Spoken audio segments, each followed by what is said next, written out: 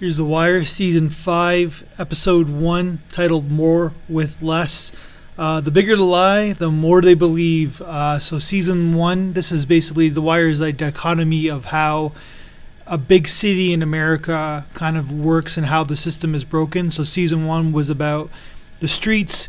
Season 2 was about unions and the middle class and the decline in the middle class. Season 3 was how the government system works from councilman to mayor's office in a city like Baltimore. Season 4 is how the school system works. And now Season 5 is from the outside perspective of journalism as we know it, especially while they're doing this episode in the late 2000s where the media journalism was changing in so many different directions. So it's kind of like an interesting kind of storyline having it set in the newspaper industry. So where do we learn from the top to bottom and how the newspaper industry works? So we're going to be introduced to three new characters.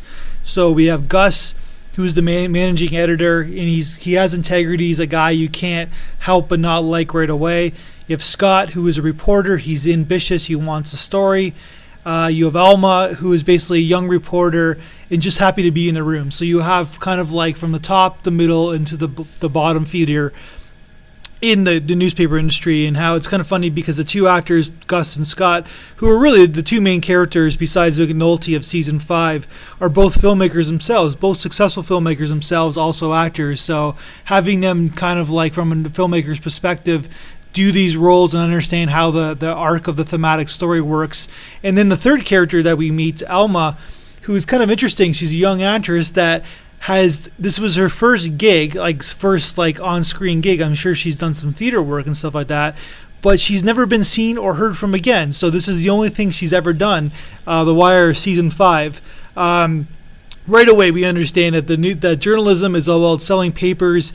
It's a capitalistic endeavor. That's why CNN is flawed in so many different ways, because they're not really chasing after the real story. They're chasing after the sexy story because that's what equals ratings. And so when you're going after a capitalistic venture, you cease to become a true journalist because you're not going after what is the real story. Meanwhile, back in the mayor's office, basically, they're taking away from money from the police as we finished off Season 4. The money is being taken away from the police force into the school system debt. That's what they have. They're forced to pull the major crimes. So McNulty, who is just at the end of Season 4, is back in the major crimes because he thought that this mayor and he believed in him and blah, blah, blah.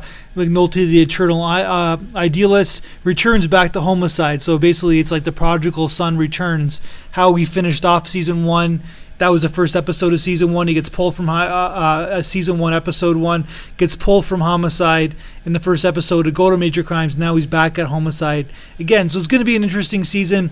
People have already discussed that Season 5 is the worst of the 5 seasons of The Wire, and it's probably true. But the thing is, though, it's like even with Matthew Weiner's talking about, as I do this podcast about doing Season 7 of the Mad Men, he's already painted into a corner. So you want to finish off the story arc, you want to finish off the thematic, and unfortunately you got to tie up a lot of things at the same time. So you're really kind of pushing for finish up plot points than really about the progression of the season. That's my review.